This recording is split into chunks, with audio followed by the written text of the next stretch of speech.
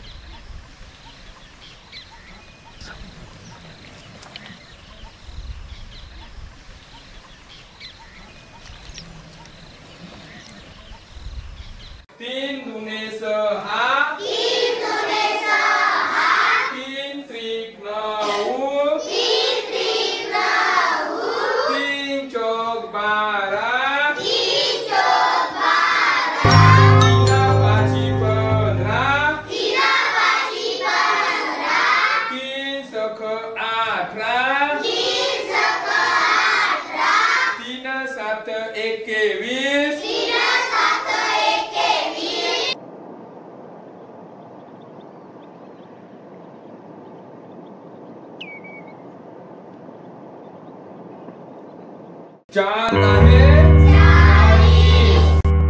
आता सर आपण मुलांना काही वैयक्तिक प्रश्न विचारू त्या सांग बरं बाई हा याचं नाव काय सर गणेश उबडा गणेश उबडा बेदुने शाबास बेत्रिक शाबास बेचोक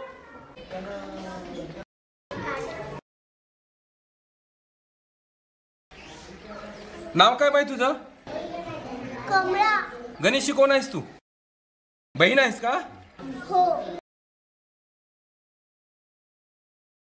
ती जी खिडकीला मुलगी आहे कुठे राहते ती कोणत्या गावात राहते आणि शेतामध्ये राहते हा आणि त्याला शाळेमध्ये आणून सोडायचं आणि यायचं काम ते करते. आणि ती शाळेत येत नाही का नाही ती शाळेत येत नाही तिचे वडील पाठवत नाही.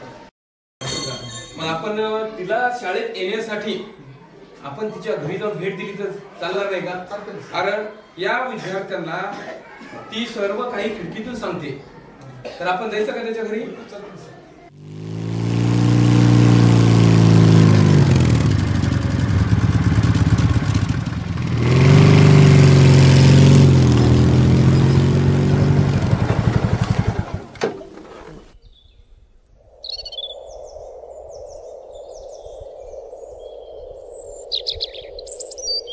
काय रे सुगा किती झाला 25% झाला का हो मालक आणि पाणी आणि हे काय एवढंच बाकी आहे ठीक आहे ठीक आहे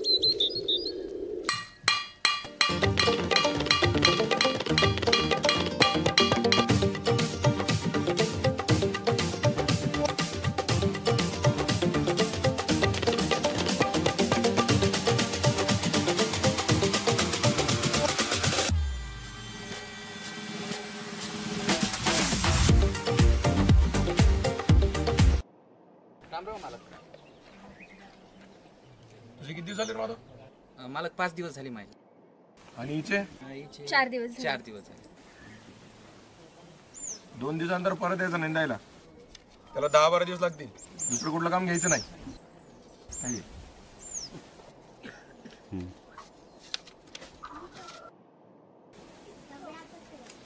येऊ मालक या.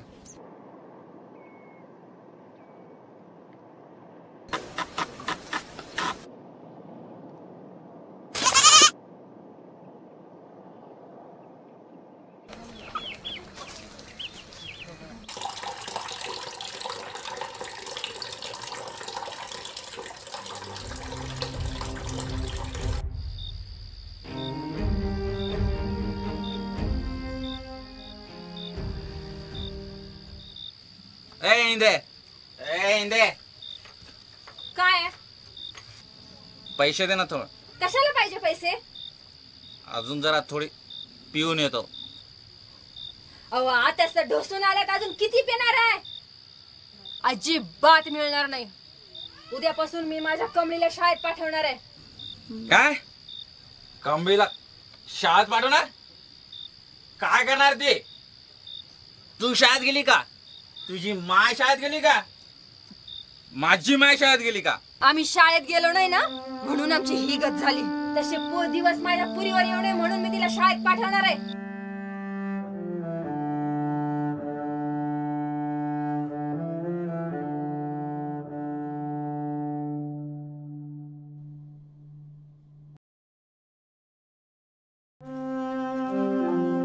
गणेश आई बाबा आहेत का घरी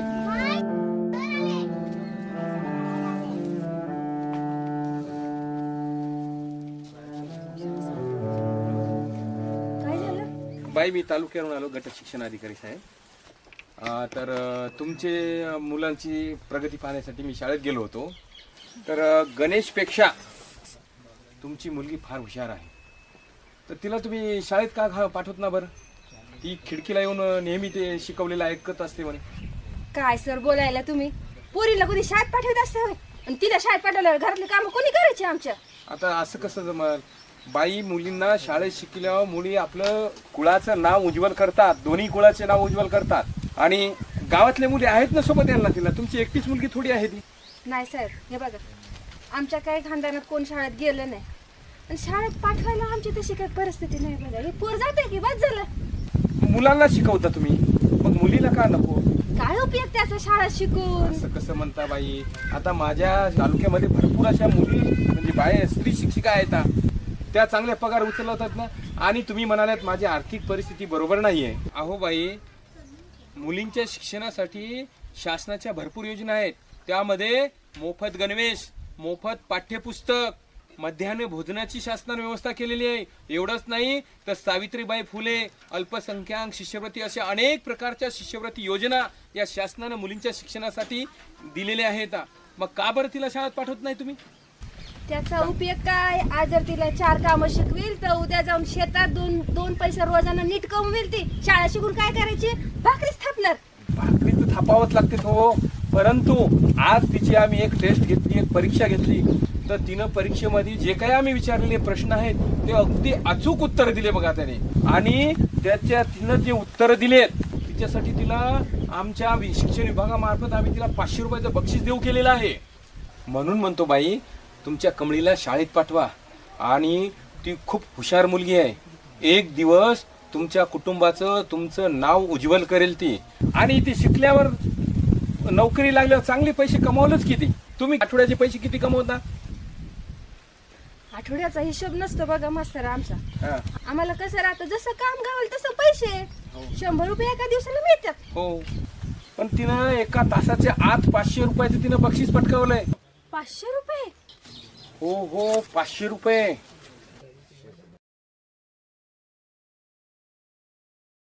म्हणजे तुमच्यापेक्षा 100 रुपये जास्त. होय की. म्हणून म्हणतो बाई, तुमच्या कमळीला शाळेत पाठवा. आणि ती खूप हुशार मुलगी आहे. एक दिवस तुमच्या कुटुंबाचं तुमचं नाव उज्ज्वल करेल ती. आणि तर तुम्हाला मी सांगतो, आमच्या तालुक्यामध्ये बऱ्याच अशा मुली शिकून शिक्षिका म्हणून नोकरी पदावर गेलेल्या आहेत. बऱ्याच मुली डॉक्टर झालेल्या आहेत. तिला तुम्ही शाळेत पाठवा. का तुमच्यासारखं तिला शेतामध्ये मजुरी करायला घेऊन जाणार? नाही नाही साहेब, पाठवेल मी तिला उद्यापासून शाळेत. नक्की पाठवणार ना? होय होय, पाठवेल ना. पाठवा बरं का? हा. बरं मग कमळे, उद्यापासून शाळेत ये बाई. येतो मग बाई.